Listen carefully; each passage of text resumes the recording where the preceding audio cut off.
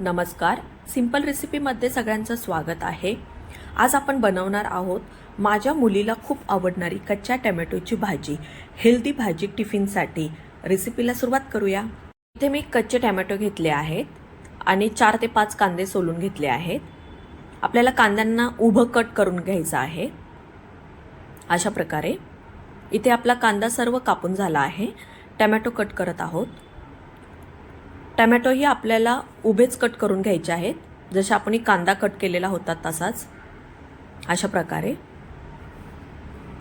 5 ते 6 पाकळ्या लसूण घेतला आहे, हिरव्या मिरच्या 3 ते 4, थोडंसं खोबरं, हे सर्व आपल्याला ठेचून घ्यायचं आहे जाडसर। इथे आपलं ठेचून झालं आहे। अर्धी वाटी हरभऱ्याची डाळ भिजवली आहे 1 तास पाण्यामध्ये। कढईमध्ये 2 चमचे तेल घातलं आहे।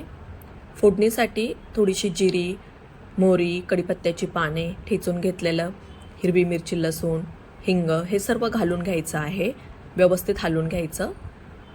चिरलेला कांदा त्यामध्ये घालायचा, तोही व्यवस्थित परतून द्यायचा। 1 चमचा लाल मिरची पावडर, हळद हे सर्व घालून घ्यायचं। भिजलेली डाळ पण त्यामध्येच घालून घ्यायची, व्यवस्थित हलवून घ्यायचं। चवीनुसार थोडंसं मीठ घालायचं। चिरलेले टोमॅटोही त्यामध्ये घालून घ्यायचे, हलवून घ्यायचं।